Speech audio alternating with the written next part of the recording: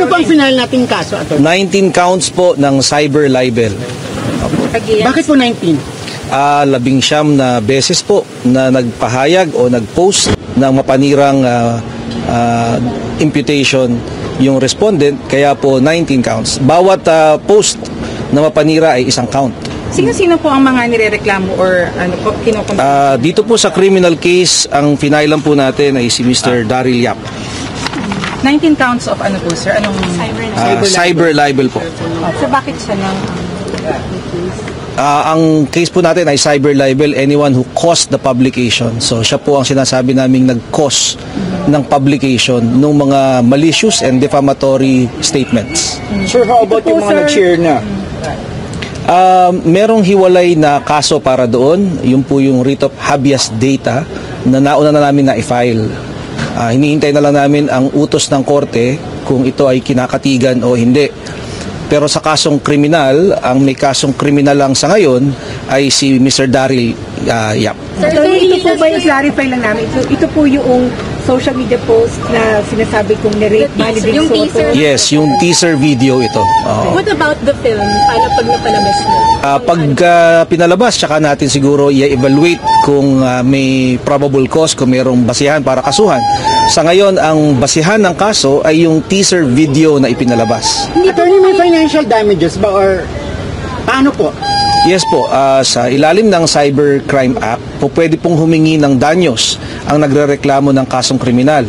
Kaya po kasama sa hinihingi ay ang moral damages. Magkano po? 20 million pesos po. Attorney, kung halimbawa kung mapatunayang mali sila, ilang taon? May kulong ba to? Hintayin natin siguro sa korte, no, na umabot ito at ang korte ang maghahatol ng pagkakulong. Meron po, may kulong po. ano yung prayer po ninyo?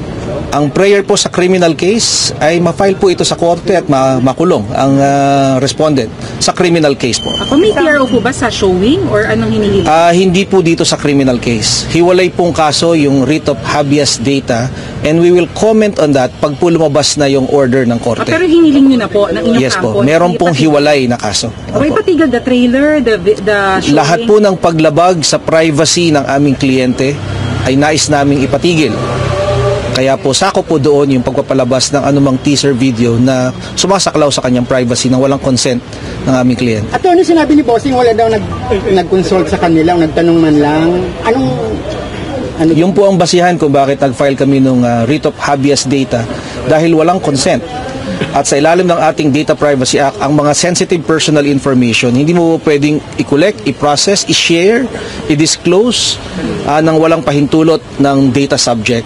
Kaya yun po ang basihan ng reklamo. Attorney, nangyayari po ba kayo ng advance copy ng movie? Hindi, yung teaser video lang mismo ang aming basihan ng pagdidemanda. Attorney, when will be knowing the verdict? Meron namang we don't know yet kung kailan lalabas yung order ng korte. Sa ilalim ng rules, within 48 hours from the filing, maaari ng aksyonan ng korte ito. So ito ay na-file 2 days ago. 2 days ago. Dito rin po? Dito rin po sa RTC. So hinihintay po namin anytime today or tomorrow, probably, or Monday. So Attorney, nalaman niyo ba kung anong production outfit yung... Vincentiments po ang kasama sa kinasuhan namin dun sa writ of habeas data. Sino po may Arnold, sir? Si Daryl Yap. Attorney, anong sinasabi nito tungkol sa mga nag-share ng mga teaser, nagpo-promote ng pelikula, damay sila sa writ of habeas nagkukomento? Yes po, kasama po kasi ang paglabag sa karapatang pantao, hindi po pwedeng sabihin good faith. No? Kung alam mo mapanira ito, huwag mo nang i-share o i-repost. No? Dahil kasama ka sa nagkokos ng publication. Kasama ka sa naninira sa isang taong pribado. Sir, paano yung freedom of expression sinasabi sa paggawa po ng pelikula? Tama po, pero may limitasyon eh. At ang libel ay hindi kasama sa pinoproteksyonan. Malaya kang magbigay ng sarili mong katotohanan, pero hindi mo pwedeng ibenta at mamanira ng iba. No, kaya maraming pelikula na gumagamit ng ibang mga alias, gumagamit ng ibang pamamaraan para hindi makasakit o makapanira ng iba. Pero ito, diretsahang tinawag na rapist yung aming kliyente. Attorney, marami po kasi nagsasabi ng mga netizens na mahilig sa twist si Daryl Yap. So, po pwedeng sa end, pag sinasabi niya kasi na wag mo nang husgahan yung movie. So, pwedeng at the end of the film, baka daw may twist na may bawi. pero ganun yung sinabi ng teaser. Pwede po bang may maiba kung sakaling iba pala yung direksyon ng movie in the end? Sa libel kasi, hindi yung intensyon ng writer o ng author ang mahalaga, kung hindi ang epekto niya sa iyong biktima. So, it's not your good intentions that will matter. Ang magiging epekto nito sa iyong biktima.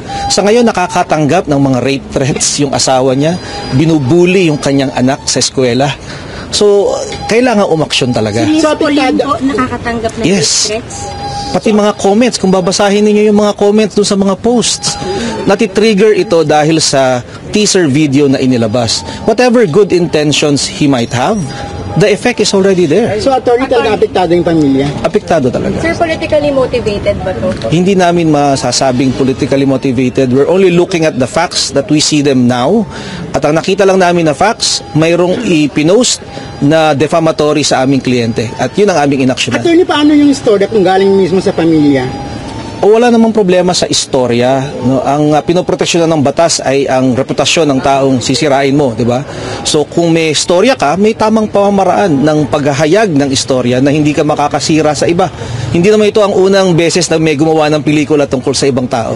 So kung hindi mention si Vic Soto, okay lang? Maraming paraan. We wouldn't want to teach them on how to do a proper movie. Siguro, specialty nila yon. Pero siguro naman, kami ay may kaalaman naman ng konti sa batas at nakikita namin na may paglabag na nangyari. Sir, paano yung proseso ngayon from here? After you filed, what will happen in the coming days? Bibigyan ng kopya ang respondent at hihingi siya ng kanyang sagot. Pagkatapos niyang maghain ng sagot, ay mag-i-evaluate ang fiscal kung may basihan o probable cause.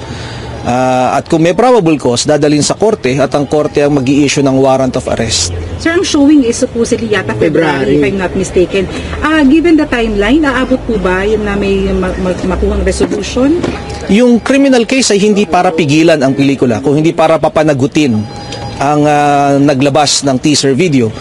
Yung habeas data, ang aming layunin sana ay mapigilan. So kaya hinihintay namin na lumabas yung order ng korte. Attorney, parusa dun sa mga nag-share, ano bang prayer natin sa kanila? Hindi namin sila kinasuhan dito, no, sa criminal case. Dun sa isa? Dun sa habeas data, ang layunin lang ay pigilan. Hinihingi lang namin sa korte na sila ay pigilan at kung hindi sila susunod, korte na ang magpaparusa sa kanila. Walang pananagutan yung mga nag-share as of that? Sa ngayon po, wala. So sir, dito sa RIT, kasama din yung dapat i-take down na Yes yung mga po. posts. Yes po. Sir, may idea kayo kung may discussion na kung mababanggit din sa pelikula sila SP Soto and Joey De Leon? Wala kung po. anong legal moves nila? Wala pa ho kaming idea dun sa movie. Yung teaser video lang po ang basihan namin. So yung isang linyang yun, attorney, ganun kaano ka-destructive yun? Well, sa salita ng aming kliyente, ngayon lang niya naramdaman na ganito, na-threaten ang kanyang pamilya sa isyung 42 years ago pa natapos. No? Lilinawin ko lang po, wala hong rape. Hindi ho totoong rapist ang aming kliyente. Hindi ho totoo itong rape na ito. Gawa-gawa lang po itong kwentong ito. Okay. Sir, kailan na-file nun sa RIT? 2 days ago. 2 days ago. Dito rin. Po. Ay, sir, yun pala, bakit po dito? Because sa Residence kasi ng plaintiff, yung nagrereklamo ay taga Ayala, Alabang, which is within RTC Muntinlupa.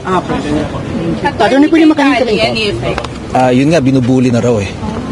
Pati mga senior or higher students, hinahanap siya. Is she still attending school po? Yes. May kopya kaya, attorney? Thank you po.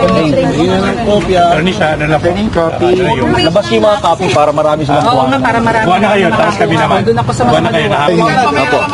Babasahin ko na lang po. No? Before this court is a verified petition for writ of habeas data filed by petitioner Marvic Vic Soto, praying that this court issue a writ of habeas data. Finding the petition sufficient in form and substance, let a writ of habeas data issue, directing respondent Daryl Yap to submit a verified return of the writ within 5 days from receipt thereof in accordance with the rules. Set the petition for summary hearing on January 15, 8:30 in the morning. Furnish the respondent a copy of this order signed by the presiding judge. So the writ was issued. Yung summary hearing natin. Kaya patigil na, boss? So in the meantime po, the writ was issued. So ibig sabihin po, yung hinihiling namin doon sa writ was issued, granted. Lipat ka, Kuya Boy. Ano pong kailangan gawin ni Daria? Ititigil po muna lahat ng mga postings, etc. In the meantime, pinapasagot siya dun sa aming reklamo. Attorney, sinong take down? Yes po, wala pa ho mismo yung kopya ng writ order pa lang po yung hawak namin. Doon po sa writ naka-enumerate ko ano yung mga bawal. So message sir sa mga paaring mag-share pa po, meron na pong order ang korte. Opo, caution lang po sa lahat na ang usapin tungkol sa umano'y pelikulang The Rape of Pepsi Paloma ay subject na po ng paglilitis sa korte at may utos na po ang korte sa writ of habeas data na ito ay lumalabag sa karapatan ng aming kliyente kung kaya't pansamantala ay ginrant ang habeas data. Ibig sabihin ay tigilan po muna natin ang pagpo-post, pag-share ng mga bagay na ito hanggang sa ito ay mapag-usapan sa hukuman. Attorney, sila required na mag-attend ng House Summary hearing? Daryl Yap and all other persons acting for and on his behalf. Okay. So, kailangan personal appearance siya, hindi pwedeng basta attorney lang kadalasan? Nasa kanya na po yun. Kailangan i-take down yung mga naunang post. Kasama po yun sa hinihintay naming sa writ, no? Kasama sa hinihingi namin yun at wala pa kaming kopya ng writ, yung pinaka-atas ng korte. Pero sa subject lang ng habeas data is the teaser. Kasi movie, wala pa. Kasama po ang film. Pati film. Yes po. So hindi na po dapat ipalabas? Well, he will be at his own risk. Okay. Thank you. Okay, Thank you po. Okay po. O ba, gusto niyo ulit magtanong?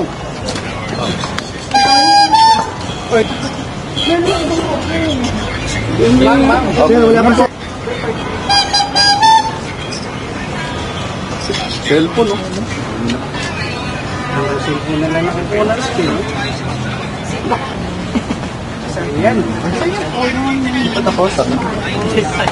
Tungkol sa aming kliyente kasi yung kaso ng rape ay isang sensitive personal information. Ganon din ang pag-take down ng mga posts, pagpigil sa pelikula kung meron mang lalabas, pagpigil sa sino mang tao na mag-share, magpo-post, magre-repost ng naturang defamatory video. So, ito pong order ng court ay nag-uutos na itigil ang pagpapalabas itong yung trailer. Yes po, lahat ng bagay na nakakasira o nagba-violate ng privacy right ng aming kliyente. Pero retro po ba yan? So yung mga nag-reshare, they need to take it down? Well, kasama kasi sa utos ng korte, no? Except kung nasa news item na. So, can we expound on the Nag-viral na paano kung hindi nila tinake down or hindi naman lahat din aware na yung sabi? Tama, kaya nga ang hinihiling lang namin ay malaman ng tao na may ganong utos. No? Dahil yung pagpaparusa naman, sa korte naman yon. Pag hindi ka sumunod sa utos ng korte, pwede kang makasuhan ng contempt. So si Daryl, pag nag-ano siya, kunyari, naglabas uli ng bago, mako-contempt siya? Or we don't want to preempt him. Basta we just want him to receive the copy of the order and let's see if he will follow the order. So kay Mr. Soto, may threat din po ba? Kay Mr. Soto, personally sa kanya? Marami. If you can read lang the comments, tinatawag siyang rapist maraming physical threats.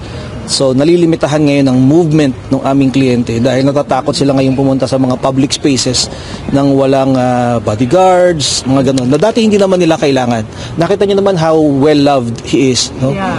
And mababago yung ganyang kilos niya at pakikitungo sa tao kapag nagpatuloy yung ganitong mga physical threats. So, nag-bodyguard siya ngayon, sir? Yes. Sir, sakop ba nung utos yung mga social media platform, Facebook? Kasama po ng lahat ng platforms kung saan ito lumalabas. Sir, could you expound more? Kasi yung trailer kasi, over 15 million views na the past days. So, literal, lahat ng nag-share nun pwedeng madamay. The millions who all shared. Pag hindi po sumunod sa utos ng korte, kaya hinihintay po namin yung actual na writ para makita natin yung specific language na ginamit. Pero ang prayer po namin, o ang hinihiling namin sa hukuman, which the court granted, the habeas data, ay ipigilan at i-take down ang lahat ng posts na nagva-violate o lumalabag sa privacy rights ng aming kliyente.